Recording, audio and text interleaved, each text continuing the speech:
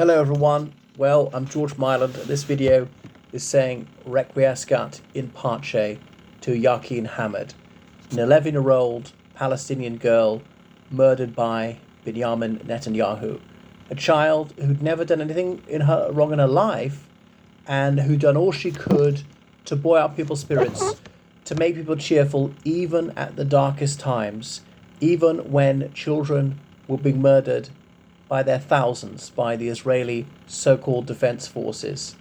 So her life was all too brief, and she could have grown up and she could have achieved so much, just radiating happiness, and you can see the barbarity and the brutality of those who murdered this defenseless child, as they have so many more. And of course I mourn those Israeli civilians, some of them children, murdered by Hamas on the 7th of October 2023. But the IDF has done this far more. Hamas does not have sophisticated weapons. They can't easily, pinpoint their targets. The IDF never cease boasting that they have pinpoint accuracy. And so there is no mistake. They know exactly what they're doing. They're doing it on purpose. And then they have the gall to boast that they're the most moral army in the world. So, so many Palestinian children have been willfully murdered by Israel over the last few days, and if it's not going to shoot them dead, if it's not going to blow them up, if it's not going to bury them alive in rubble, they will starve them to death, or they'll cut off life-sustaining medicine. So there is this mounting humanitarian crisis, and the World Food Programme has confirmed that plenty of children have starved to death, and that is the explicit policy of the State of Israel. And there are plenty of Israeli politicians who've said it in public. They'll say, well, we can't do it. We'll desist from starving to death, not for humanitarian reasons or because of international law, but for public relations reasons. It doesn't look very good when we harp on about being a democracy.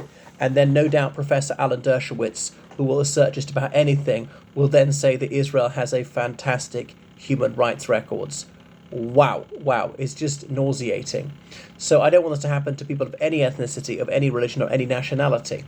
And when we point this out, then Zionists will say, oh, you're going to bring back the second Holocaust. No, by preventing something which is approaching to it, we're not going to bring another Holocaust. I certainly don't want that. Do not dispute that the Third Reich willfully murdered 6 million Jews between 1942 and 1945.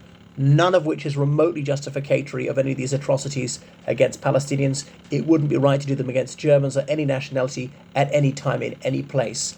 So the World Food Programme says over 70,000 children are at a very high risk of malnutrition, some already suffering malnutrition. So, wow.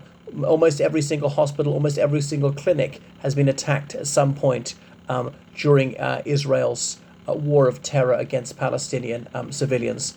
So you see that 31% of the Palestinians who've been killed by the IDF in the 19 months of war have been children, and that's from the Ministry of Health in Gaza. Now, of course, I don't know any reason to doubt that. I have plenty of reason to disbelieve what the Israeli government is saying, as they've been caught telling barefaced lies time and time again. Now, even if 31% is an overestimate, it's not by much. Even if it was 21%, it's shockingly high. Even the Israelis acknowledged that the majority of people they killed have been civilians. And, if you're kidnapped by the Israelis, you're not that much better off. Certainly if you're a man, you're going to be tortured, as attested by the witness statements of many Palestinians, and many human rights organizations have got their medical reports to back that up. So it really is disgraceful. And the United Nations Commission has pointed out that Israel is certainly using disproportionate violence against children, especially targeting very densely populated areas. I accept that civilians always get killed in war. It is not a good thing. I would like to avoid war altogether. Even if wars are fought, you've got to try and fight ethically to minimize civilian deaths. I realize you cannot avert them always, but Israel is not seeking to avert them, it's seeking to increase them. And I know Israel could have gone even further.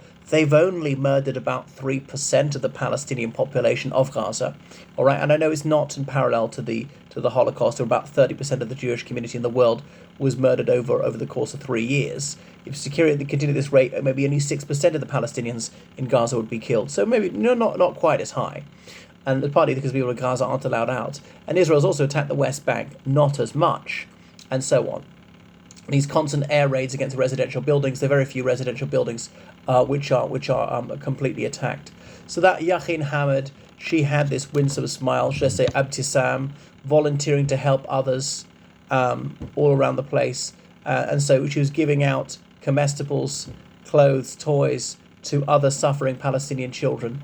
So it's just a heartbreaking case, I'm just so lucky to live in peace. She could have been my child, and the perpetrators of this crime will get away with it. They will not be brought to justice. And then American politicians will be queuing up to saying that the willful murder of this little girl was the right thing to do, that this was somehow self-defense, that it's Hamas holding everybody except the perpetrators responsible. I mean, that's usually a criminal's defense. Everybody's fault except mine. That's the one who actually pulls the trigger, the one who actually launched the missile or dropped the bomb. And there are countless cases like this. No sympathy for them. It's like Bill Clinton said years ago, that Netanyahu doesn't consider Palestinians to be human beings at all. He's just viciously racist, and any argument, any appeal to common humanity, any appeal to common decency, any assertion of international humanitarian law, and he will say that is anti-Semitism. But he's reviled and detested by swathes of Israeli public opinion. He's deliberately extending the duration of this war to try and avoid facing justice, because the courts of his own country would send him to prison for bribe taking.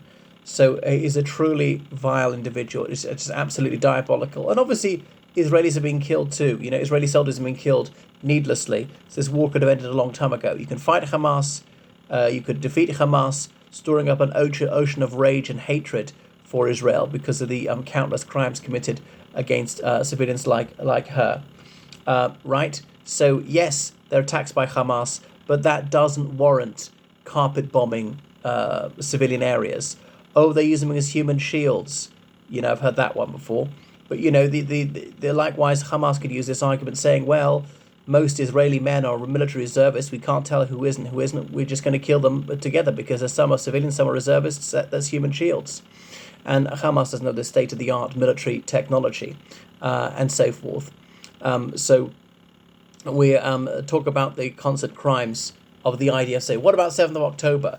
Talk about 7th of October and then the constant crimes of Israel against the much put upon, heavily oppressed and illegally occupied Palestinian people, brutalized for decades. So, it's all just too lugubrious for words. There is so much cruelty and evil in the world. I wish there were peace with justice. But good things just don't happen. It's probably too much to hope for.